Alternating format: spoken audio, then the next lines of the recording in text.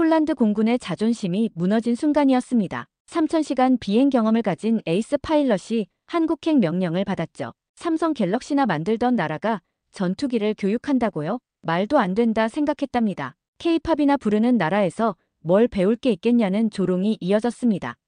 하지만 그는 곧 충격을 받게 됩니다. 인천공항에 발을 내딛는 순간부터 모든 게 달랐거든요. 세계 최고 수준의 공군 훈련과 첨단 전투기, 그리고 흔들림 없는 신념이 기다리고 있었습니다. 폴란드의 영웅 파일럿이 한국에서 무슨 진실을 보게 되었을까요?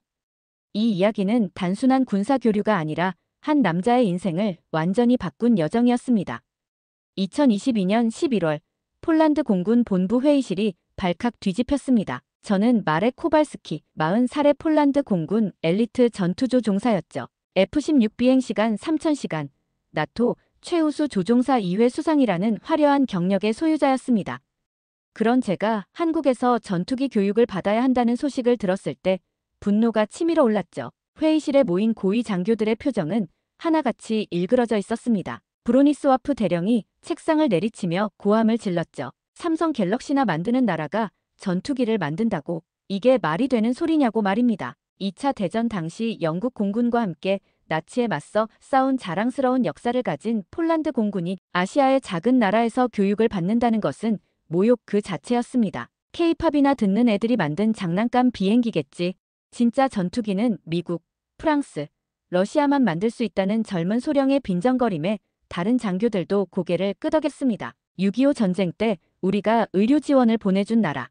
불과 70년 전만 해도 세계 최빈국이었던 그 나라에서 뭘 배운다는 건지 이해할 수 없었죠. 하지만 정부의 결정은 이미 내려진 상태였습니다. 폴란드가 48대의 FA-50을 구매하기로 계약을 맺었고 누군가는 한국으로 가서 교육을 받아야 했죠. 상관이 저를 지목했을 때 억울함이 밀려왔습니다. 코발스키, 내가 가라. 영어를 제일 잘한다는 이유만으로 선택된 것이 화가 났죠. 아시아 애들이 제대로 영어나 할지 모르겠다는 상관의 조롱 섞인 말에 자존심이 상했습니다. 동료들의 동정 어린 시선이 따가웠고 김치나 실컷 먹고 오라는 농담들이 귓가를 맴돌았죠. 출국 전날 밤 아내 카타리나는 걱정스러운 표정을 감추지 못했습니다. 정말 괜찮겠냐며 김치 냄새나는 후진국에서 뭘 배울 수 있겠냐고 물었죠. 10살 딸 마리아는 세계 지도에서 한국을 찾으며 폴란드보다 훨씬 작은 나라라고 중얼거렸습니다. 인터넷으로 한국을 검색해봐도 K-팝과 삼성, 김치 정도의 정보만 나올 뿐 군사 관련 정보는 찾기도 어려웠죠. 바르샤바 공항에서 동료들과 작별 인사를 나눴을 때 상관이 어깨를 두드리며 행운을 빈다고 했지만 그 말에는 확신이 없었습니다. 금방 돌아올 거라고 누군가 속삭였죠. 비행기가 이륙하면서 창밖으로 멀어지는 폴란드를 바라보며 씁쓸한 기분이 들었습니다. 왜 내가 이런 굴욕을 당해야 하는지, 한국 같은 후진국에서 뭘 배울 수 있을지 의문만 가득했죠. 12시간의 비행 끝에 인천국제공항에 도착했을 때 첫 번째 충격이 시작됐습니다. 거대하고 현대적인 공항시설, 완벽한 자동화 시스템, 영어로 된 친절한 안내 표지판들이 즐비했죠. 바르샤바 공항이 시골 버스터미널처럼 느껴질 정도였습니다. 이게 내가 생각했던 그 후진국의 공항이 맞나 하는 의문이 들기 시작했죠. 입국 심사대의 첨단 시스템, 수화물 찾는 곳의 효율적인 운영, 모든 것이 예상과 달랐습니다. 공항 전체가 마치 미래 도시처럼 느껴졌죠. 공항 입국장에서 저를 기다리고 있던 한국 공군 장교가 완벽한 영어로 인사를 건넸습니다. 김준호 소령이라고 자신을 소개한 사람은 단정한 군복 차림에 자신감 넘치는 표정이었죠. 나중에 알고 보니 MIT 항공우주공학 박사 학위를 가진 엘리트였습니다. 제가 가진 학사 학위가 초라하게 느껴지는 순간이었죠. 광주로 향하는 고속도로를 달리며 본 한국의 모습은 상상을 초월했습니다. 끝없이 이어지는 아파트 단지들, 첨단 빌딩들이 늘어선 도시 풍경, 체계적으로 정비된 도로 시스템이 눈앞에 펼쳐졌죠. 김소령이 설명하기를 이 고속도로는 1970년대에 건설됐는데 당시엔 차가 없어서 비행기 이착륙 훈련도 했다고 했습니다. 전쟁에 대비한 그들의 철저함이 놀라웠죠. 유사시를 대비해 고속도로를 활주로로 사용할 수 있게 설계했다는 발상 자체가 인상적이었습니다. 제1전투비행단에 도착했을 때는 할 말을 잃었습니다. 완벽하게 정비된 활주로, 최첨단 경납고, 스위스 시계처럼 정확하게 움직이는 정비사들의 모습이 눈앞에 펼쳐졌죠. 폴란드의 어느 기지와 비교해도 손색이 없었고 오히려 더 나은 수준이었습니다. 1951년 창설된 한국공군의 요람이라는 설명을 들으며 70년이라는 짧은 역사에 이런 발전을 이뤘다는 것이 믿기지 않았죠. T-50 시뮬레이터 훈련장에 들어섰을 때의 충격은 잊을 수 없습니다. 최신 버전의 시뮬레이터가 즐비했고 각종 비상 상황을 구현할 수 있는 완벽한 시스템이 갖춰져 있었죠. 우리가 폴란드에서 자랑스럽게 사용하던 것보다 이 세대는 앞선 장비들이었습니다. AI 기반 훈련 시스템까지 자체 개발했다는 설명에 귀를 의심했죠. 실제 전투 상황의 97%를 구현할 수 있다는 설명에 입이 다물어지지 않았습니다. 첫날 오리엔테이션에서 한국 공군의 교육 체계를 듣고 또 한 번 놀랐습니다. 전투 조종사 양성 과정이 3년 6개월이나 걸린다는 것, 하루 14시간 이상의 훈련이 일상이라는 것이 충격적이었죠. 비행 전 4시간 브리핑, 비행 후 3시간 디브리핑이 기본이라니 폴란드에서는 상상도 못했던 강도였습니다. 퍼스트 인 라스트 아웃 정신으로 훈련한다는 설명에 그들의 진지함이 느껴졌죠. 식당에서 만난 한국 조종사들과의 대화는 제 자존심을 완전히 무너뜨렸습니다. 대부분이 석사 이상의 학위를 가지고 있었고 박사과정 중인 조종사도 많았죠. 서울대, 카이스트, 연세대 같은 명문대 출신들이 즐비했습니다. KF-16에서 T-50 교관으로 전환했다는 이창호 소령은 스탠포드에서 기계공학을 전공했다고 했죠. 그런데 왜 굳이 군인이 됐냐는 제 질문에 그들은 진지한 표정으로 답했습니다. 국가를 지키는 것이 최고의 명예라고 말이죠. 돈이나 명예가 아닌 진짜 신념으로 군복을 입은 사람들이었습니다. 저녁이 되자 조종사들은 하나같이 체력 단련실로 향했습니다. 매일 2시간씩 체력 훈련을 한다는 설명에 놀랐죠. G포스를 견디려면 강인한 체력이 필수라는 젊은 대위의 말이 귓가에 맴돌았습니다. 굳이까지 견딘다는 의무장교의 설명에 특수 제작된 G슈트와 호흡법 훈련의 중요성을 깨달았죠. 첫날 밤 숙소에 돌아와 침대에 누웠을 때 제가 얼마나 무지했는지 깨닫기 시작했습니다. 이곳은 제가 상상했던 그런 곳이 아니었죠. 다음날 새벽 5시 기상 나팔 소리에 눈을 떴습니다. 영하 10도의 날씨에도 한국 조종사들은 10km 구보를 시작했죠. 헉헉대며 간신히 따라가는 제 모습이 부끄러웠습니다. 이게 매일 반복되는 일상이라니 믿기지 않았죠. 체력이 곧 생존이라는 김소령의 말이 실감났습니다. 폴란드에서는 일주일에 2~3번 정도만 체력 훈련을 했는데 여기서는 매일이 전투 준비 상태였죠. 드디어 T-50 실제 비행 시간이 왔습니다. 조종석에 앉았을 때 먼저 놀란 건 인체공학적 설계였죠. 모든 계기와 스위치가 완벽한 위치에 배치되어 있었고 서양인 체형까지 고려한 세심한 배려가 느껴졌습니다. 한국인 평균 체형뿐만 아니라 다양한 체형을 고려해 설계했다는 정비사의 설명이 인상적이었죠. 엔진 시동을 걸자 부드러운 진동과 함께 F404 엔진이 안정적으로 작동했습니다. 이륙하는 순간 믿을 수 없는 일이 벌어졌습니다. 반응 속도가 F-16보다 빠른 것 같았죠. 경쾌한 가속력, 민첩한 기동성, 그리고 놀라운 안정성이 느껴졌습니다. 폴란드의 낡은 미그-29와는 차원이 달랐죠.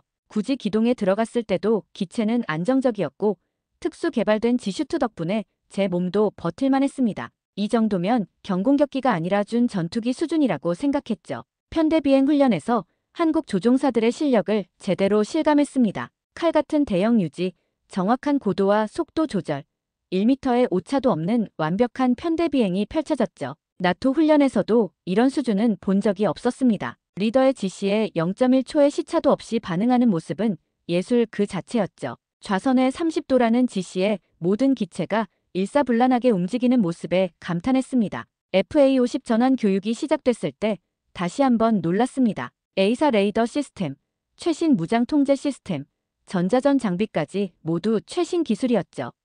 120km 밖 표적도 추적 가능하다는 설명에 놀랐습니다. 공대공, 공대지, 정밀 타격까지 모든 임무 수행이 가능한 다목적 전투기였죠. AIM-120 암람, GBU-38J담, AGM-65 매버릭까지 미국의 최신 무기들이 완벽하게 통합되어 있었습니다. 록히드 마틴도 우리 기술력을 인정했다는 무장교관의 자부심 어린 설명이 인상적이었죠. 정비 현장을 견학했을 때의 충격도 컸습니다. 증강현실 글래스를 쓴 정비사들이 실시간으로 매뉴얼을 보며 작업하고 AI가 고장을 예측해 미리 부품을 교체하는 시스템이 구축되어 있었죠. 정비 시간이 획기적으로 단축됐다는 설명에 감탄했습니다. FA-50의 가동률이 92%를 넘는다는 설명에 놀랐죠. 우리 F-16은 75%를 유지하기도 힘들었으니까요. 예방 정비 시스템이 완벽하게 구축돼 있어서 큰 고장이 거의 없다는 정비 반장의 설명이 인상적이었습니다. 더 놀라운 건 부품 국산화율이었습니다.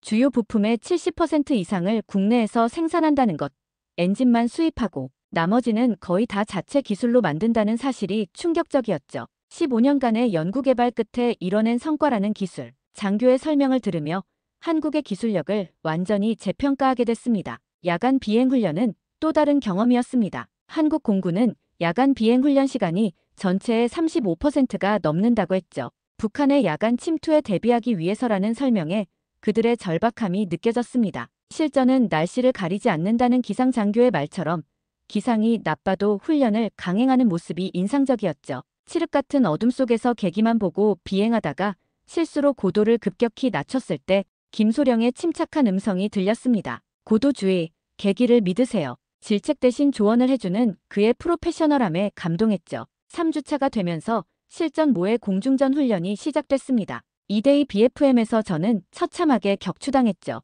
3000시간의 비행 경력이 무색할 정도였습니다. 적기 20시 방향이라는 김소령의 경고에 즉각 반응했지만 이미 늦었죠. 경력보다 중요한 건 얼마나 실전적으로 훈련했느냐라는 김소령의 말이 뼈아프게 다가왔습니다. 한국 조종사들의 상황 판단력과 순발력은 정말 뛰어났죠. 주말이 되자 한국 동료들이 서울 구경을 시켜줬습니다. KTX를 타고 광주에서 서울까지 1시간 40분, 시속 300km로 달리는 기차 안에서 와이파이로 영상통화를 하는 게 신기했죠. 폴란드 기차는 아직도 디젤 기관차가 대부분인데 한국은 작지만 효율적이라는 이창호 소령의 말이 실감났습니다. 서울역에 도착했을 때 거대한 도시의 스카이라인이 눈앞에 펼쳐졌습니다. 남산타워, 롯데타워, 육삼빌딩 같은 랜드마크들이 즐비했죠.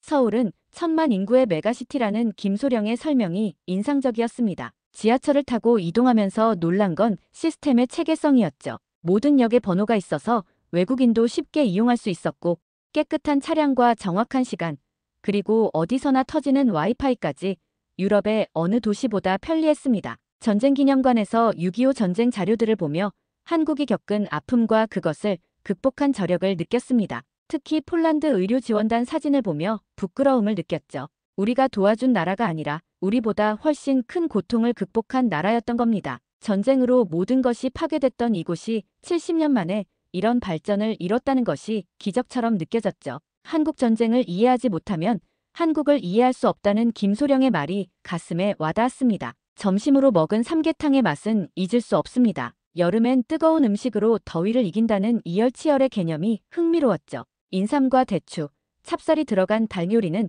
건강식 그 자체였습니다. 오후에 방문한 경복궁에서 1395년에 지어진 조선왕조의 궁궐 역사를 들으며 한국의 긴 역사에 감탄했죠. 수문장 교대식을 보며 전통을 지키려는 노력도 인상적이었습니다. 저녁에는 강남의 한국식 BBQ 식당에 갔습니다. 갈비와 삼겹살, 다양한 반찬들이 테이블을 가득 채웠죠. 특히 상추에 싸먹는 쌈 문화가 신기했습니다. 이게 바로 한국의 공동체 문화라는 김소령의 설명이 인상적이었죠. 같이 음식을 나눠 먹으며 소통하는 문화, 한국에선 같이 술을 마시면서 마음을 연다는 말이 실감났습니다. 건배를 하며 마신 소주는 폴란드 보드카와는 또 다른 매력이 있었죠. 밤 11시가 넘었는데도 서울 거리는 활기찼습니다. 24시간 편의점, 늦게까지 영업하는 식당들, 그리고 환하게 밝혀진 거리가 인상적이었죠. 한국은 밤에도 안전하다는 이 소령의 말처럼 CCTV 50만 대가 설치되어 있고 5분 내 경찰 도착이 원칙이라는 설명에 놀랐습니다. 치안이 좋아서 가능한 일이라는 설명에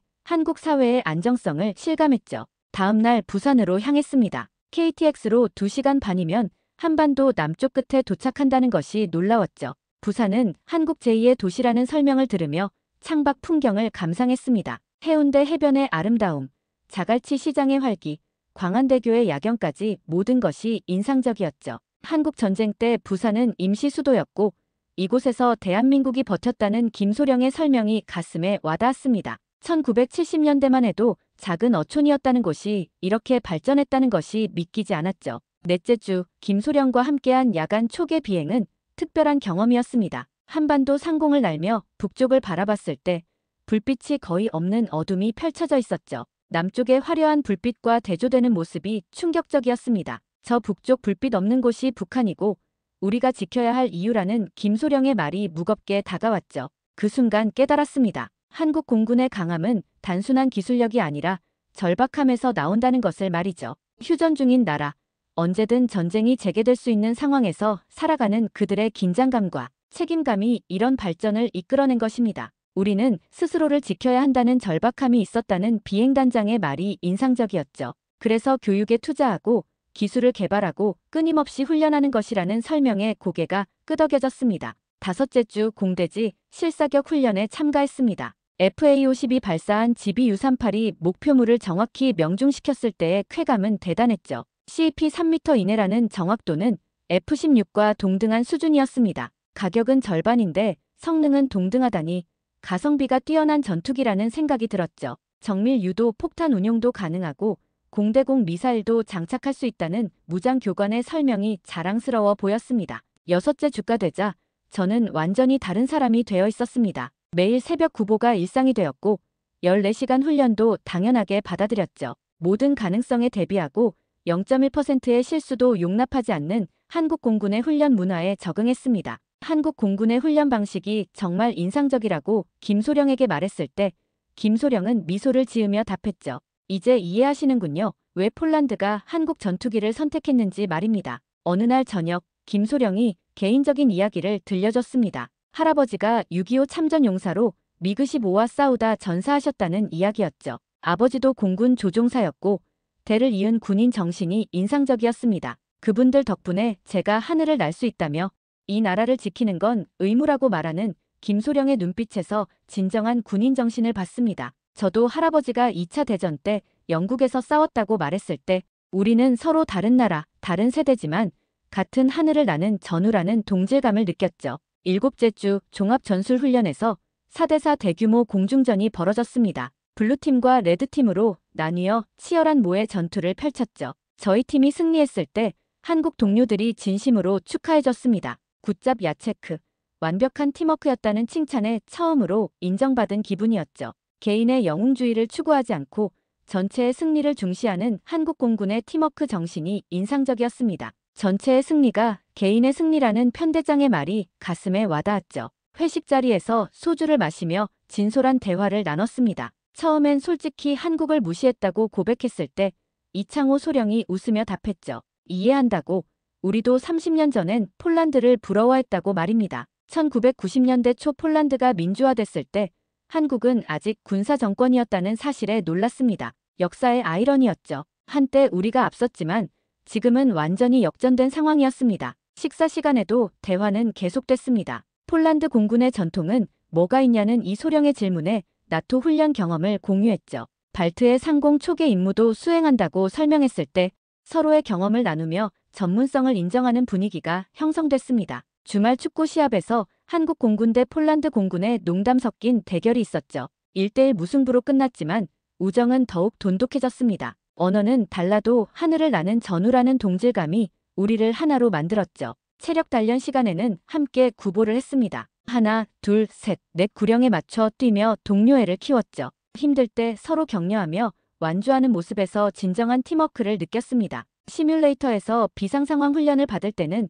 정말 실전 같았죠. 엔진 정지, 유압 개통 고장, 조종, 개통 이상 등 모든 비상 상황을 숙달할 때까지 반복한다는 교관의 엄격함이 인상적이었습니다. 여덟째 주 훈련 막바지에 한국 공군 참모총장을 예방할 기회가 있었습니다. 스톨라레크 소령의 훈련 성과가 매우 우수하다는 평가를 받았죠. 한국 공군의 우수성을 직접 체험했으며 폴란드에 돌아가서 꼭 전하겠다고 답했을 때 참모총장이 미소를 지으며 말했습니다. 폴란드 공군과의 협력을 기대한다고 말이죠. 한국과 폴란드는 역사적으로 비슷한 아픔을 겪은 나라라며 서로를 이해할 수 있다는 말이 인상적이었습니다. 수료식 날 최우수 훈련 생상을 받았습니다. 외국인 조종사 중 역대 최고 성적이라는 평가였죠. 하지만 그보다 더 값진 건 한국 동료들의 진심 어린 축하였습니다. 당신은 정말 대단한 조종사라는 이창호 소령의 악수에 진심이 담겨 있었죠. 언제든 한국에 다시 오라는 말에 가슴이 뭉클했습니다. 당신은 이제 한국 공군의 명예회원이라는 김소령의 말에 자부심을 느꼈죠. 마지막 비행을 앞두고 김소령과 대화를 나눴습니다. 이제 폴란드로 돌아가면 무엇부터 하실 건가요? 그의 질문에 저는 확신에 찬 목소리로 답했죠. 먼저 상부에 보고서를 제출할 겁니다. 한국 공군의 장점을 상세히 설명하고 우리가 도입해야 할 시스템들을 제안할 거라고 말입니다. 특히 한국의 조종사 양성 체계를 높이 평가했습니다. 3년 6개월의 체계적 교육, 이론과 실습의 완벽한 조화, 그리고 끊임없는 자기개발 문화가 인상적이었죠. 한국의 안전 문화도 본받을 만했습니다. 사고율이 낮은 비결이 뭐냐는 제 질문에 김소령이 답했죠. 철저한 예방 정비와 표준 절차 준수, 무엇보다 안전을 최우선시하는 문화가 중요하다고 말입니다. 기지를 떠나는 날 아침, 많은 한국 동료들이 배웅을 나왔습니다. 야체크, 꼭 다시 만나자는 진심 어린 작별 인사에 가슴이 뭉클했죠. 공항으로 가는 차 안에서 김소령이 말했습니다. 당신 덕분에 우리도 많이 배웠다고, 서로 다른 문화를 이해하는 게 얼마나 중요한지 깨달았다고 말이죠. 아니라고, 제가 더 많이 배웠다고 답했습니다. 창밖으로 스쳐 지나가는 한국의 풍경을 보며 생각했죠. 한국은 제게 새로운 세계를 보여줬다고 말입니다. 단순히 기술력만 발전한 게 아니라 문화와 전통을 지키면서도 현대화에 성공한 나라였습니다. 비행기가 이륙하면서 마음속으로 다짐했죠. 다시 돌아오겠다고, 이번엔 영원히 머물겠다고 말입니다. 2023년 봄, 폴란드로 돌아온 저는 공군 본부에서 첫 보고를 했습니다. 회의실에 모인 고위 장교들 앞에서 준비한 자료를 펼쳤죠. 한국 공군은 우리의 예상을 완전히 뛰어넘었다고 시작하자 회의실이 술렁거렸습니다. 자, 스톨라레크 소령, 한국에서 뭘 배웠는지 들려주게. 고위 장교들의 시선이 저에게 집중됐죠. 먼저 한국의 조종사 교육 체계를 설명했습니다. 초등 비행 훈련부터 전투기 조종사가 되기까지 3년 6개월 단계마다 엄격한 평가가 있고 탈락률도 높다고 설명했죠. 그렇게 오래 걸리면 비효율적이지 않나 하는 대령의 질문에 답했습니다. 아닙니다. 오히려 완성도 높은 조종사를 양성하죠. 사고율이 현저히 낮은 이유입니다. TO-10의 성능에 대해서도 상세히 설명했습니다. 초음속 비행이 가능하고 최신 항전 장비를 탑재했으며 특히 시뮬레이터 시스템은 우리보다 한 세대 앞서 있다고 보고했죠. 정비 시스템의 효율성도 강조했습니다. FA-50의 가동률은 90% 이상, 예방정비 체계가 완벽해서 중대 결함이 거의 없다는 설명에 장군들이 고개를 끄덕였습니다. 그게 가능한가 하는 의구심 어린 질문에 저는 데이터를 보여줬습니다. 제가 직접 확인한 수치입니다. 한국의 품질 관리 시스템은 정말 철저합니다. 한국 조종사들의 전문성도 높이 평가했죠. 대부분이 석사 이상의 학위를 보유하고 있고 영어도 유창하며 끊임없이 연구하고 발전시키는 문화가 정착되어 있다고 보고했습니다. 우리도 그런 시스템을 도입해야 합니다. 제 건의에 장군들이 진지한 표정으로 경청했죠. 특히 시뮬레이터 활용도를 높이고 디브리핑 문화를 강화해야 한다고 강조했습니다. 보고를 마치자 공군 참모차장이 말했습니다. 스톨라레크 소령, 자네가 한국에서 정말 많은 걸 배워온 것 같군. 이 내용을 바탕으로 개선안을 만들어보게. 그 후 몇 주간 저는 한국에서의 경험을 바탕으로 폴란드 공군 교육 시스템 개선안을 작성했습니다. 시뮬레이터 훈련 시간 확대, 체계적인 디브리핑 도입, 안전 문화 강화 등이 포함됐죠. 동료들도 점차 생각을 바꾸기 시작했습니다. 한국이 그 정도로 발전했다니 회의적이던 브로니스와프 대령도 인정했죠. 우리가 너무 오만했던 것 같다고 말입니다. FA-50 도입 준비가 본격화되면서 저는 핵심 인력으로 활동했습니다. 스톨라레크 소령이 한국 사정을 가장 잘 아니까 상부의 신뢰가 든든했죠. 하지만 시간이 지날수록 한국이 그리워졌습니다. 김준호 소령과 주고받는 이메일이 유일한 위안이었죠. 폴란드는 어떻습니까?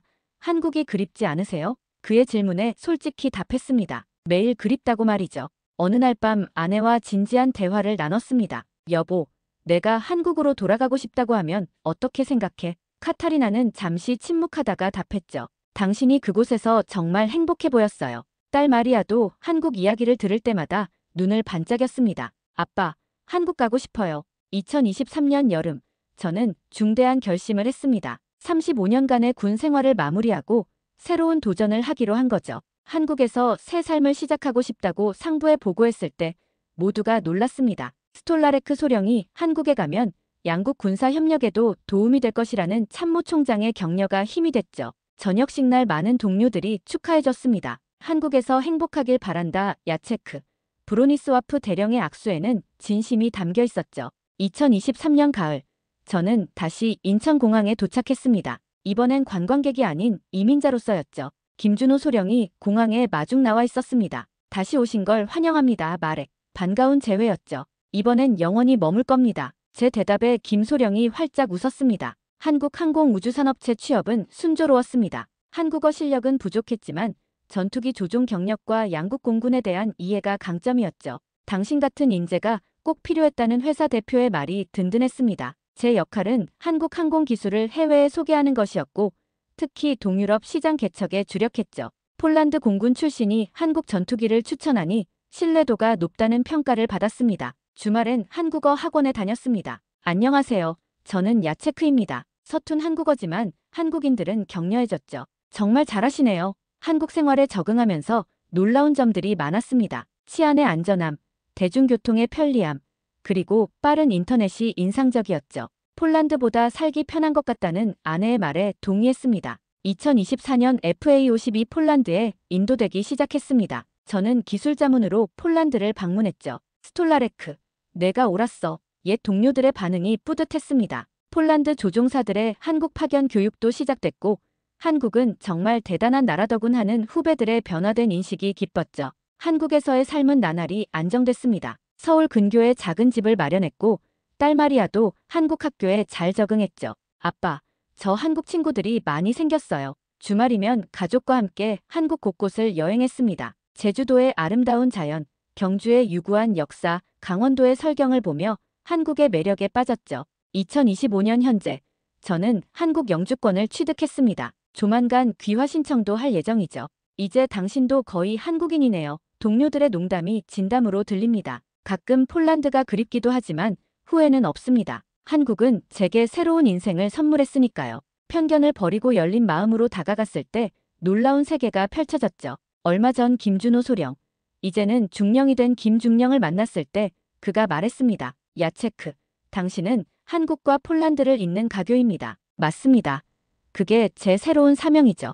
두 나라의 우정과 협력을 위해 일하는 것, 이보다 의미 있는 일이 있을까요? 매일 아침 남산을 바라보며 출근합니다. 한강의 기적을 이룬 나라, 불가능을 가능으로 만드는 나라, 대한민국. 이제 이곳이 제 조국입니다. 폴란드의 자존심이었던 그는 결국 한국을 새로운 조국으로 선택했습니다. 기술과 무기보다 더 큰 힘은 바로 신념과 끈기였음을 깨달았죠. 한국 공군의 철저한 훈련과 안전 문화는 그를 완전히 바꿔놓았습니다. 편견을 깨고 열린 마음으로 다가갔을 때 놀라운 세계가 펼쳐진 거 아닙니까? 한국은 이제 그에게 단순한 나라가 아니라 삶의 의미가 된 것입니다. 그는 오늘도 남산을 바라보며 다짐합니다. 대한민국은 불가능을 가능으로 만든 나라라고요.